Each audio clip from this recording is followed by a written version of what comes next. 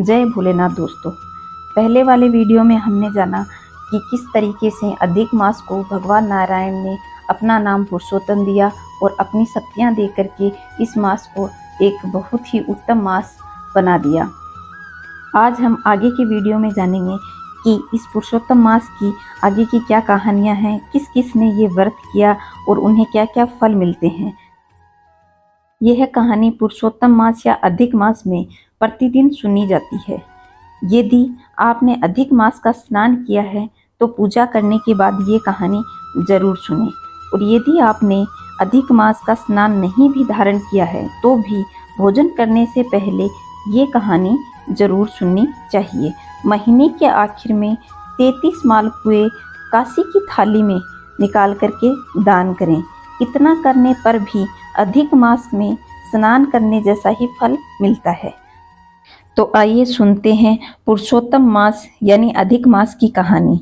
एक नगर में एक राजा था। उसके 2 रानियां थी। एक रानी राजा की प्रिय थी तथा छोटी रानी को राजा बिल्कुल भी प्रेम नहीं करता था। उसे अभागन कह करके महल से अलग एक झोपड़ी में रखा हुआ था। छोटी रानी उस झोपड़ी में रहती और भगवान की पूजा अर्चना करती थी। वह रोज सुबह जल्दी उठकर सभी पौधों का पूजन करती, दीपक जलाती और जल अर्पित करती थी। उन पेड़ पौधों में आक का, केले का, वट वृक्ष, पीपल का पेड़ और बिल्वपत्र आदि सब की रानी पूजा करती थी, धूप दीप देती थी और फिर पुरुषोत्तम मास की कहानी सुनती थी। यह सब जब एक बड़ी रानी ने देखा तो उसने सोचा कि छोटी रानी यह सब राजा को वश में करने के लिए कर रही है, तो उसने राजा को छोटी रानी के खिलाफ भड़का दिया और बोली कि आप नगरी के सारे पौधे कटवा दीजिए। राजा ने कहा कि पौधे तो सब लोगों के बड़े काम आते हैं, आप ऐसा ना कहें। पर रानी ने अपनी हट से राजा को मना लिया और सारे पौधे कटवा दिए। छोटी रानी दूसरे दिन जब पूजा करने आई तो उसे एक भी पौधा नहीं मिला, तो वह पौधा ढूंढते ढूंढते नगर से दूर एक जंगल में पहुंच गई। भगवान नारायण का जप करती रही तो उसे एक भगवान की कृपा से एक गंगा नदी का छोटा सा झरना दिखाई दिया और उसके पास एक आक का घना पौधा दिखाई दिया। रानी ने उसकी पूजा की और सोचा कि झोंपड़ी में भी तो अकेली पड़ी रहती हूँ, तो क्यों ना यहीं रह जाऊं और मेरे व्रत का नियम से पालन करूं। तो रानी वहां रहने लग गई। एक दिन राजा शिकार पर निकला और शिकार करते करते बहुत दूर जंगल में चला गया। तब राजा को प्यास लगी आई। उसे ना तो कोई पेड़ पौधा दिखा और ना ही पीने का कोई जल स्रोत। प्यास से बेहाल राजा इधर उधर भटकने लगा। तब राजा ने अपने सेवक को बोला कि तुम दूर तक जाकर देखो, तुम्हें कोई पानी का स्रोत दिखाई दे रहा है क्या? मेरा तो प्यास के मारे बुरा हाल है और चक्कर भी आने लगे हैं। सेवक कुछ दूरी पर जाकर देखा तो उसे वही झरना दिखाई दिया जहाँ रानी पूजा करती थी। वे दोनों उसकी तरफ चले। उसी सुबह रानी ने आक की पूजा की और 33 मालपुए उसे चढ़ाए थे।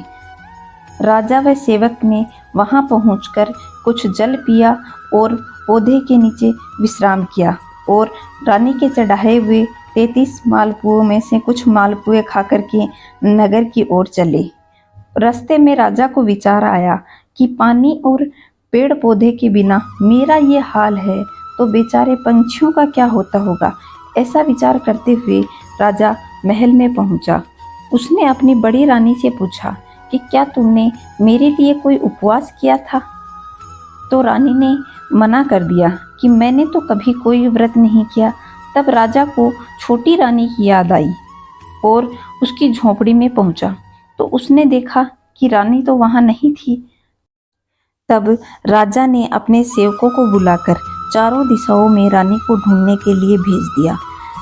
एक सेवक ने रानी को उसी झरने के पास आग की पूजा करते हुए देखा तो सेवक ने आकर राजा को सारी घटना बताई।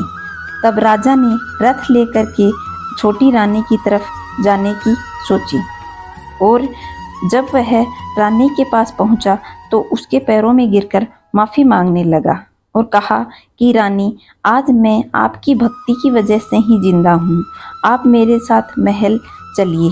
रानी ने उसे माफ़ कर दिया और कहा कि आप मेरे पैर पकड़ करके मुझे पाप का भागी ना बनाएं, और राजा के साथ महल आ गई।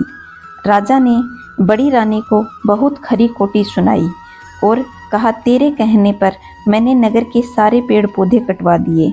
मैं तो छोटी रानी के पुण्य प्रताप से ही जिंदा हूँ, और बड़ी रानी को महल से निकाल दिया।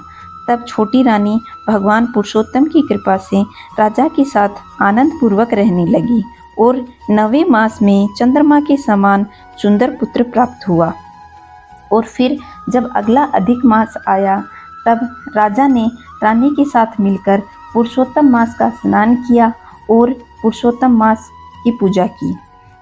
मास के अंत में उद्यापन किया, ब्राह्मणों को भोजन कराया, दान दक्षिणा दी, गाय बछड़ों का दान किया और नगर में जगह जगह पेड़ पौधे लगवाए और पानी के जल स्रोत खुलवाए और जगह जगह तालाब बनवाए।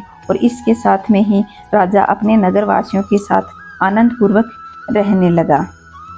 हे पुरुषोत्तम, जिस प्रकार छोटी रानी को उसका सुहाग व सुंदर पुत्र दिया और राजा को राजपाट दिया, वैसा जो मनुष्य इस मास में स्नान करता है और कहानी सुनता है, पुकारा करता है, उसे इस लोक के समस्त सुख दे और स्वर्ग लोक प्राप्त हो। तो दोस्तों, यह थी पुरुषोत्तम मास की अति सुंदर सी कहानी।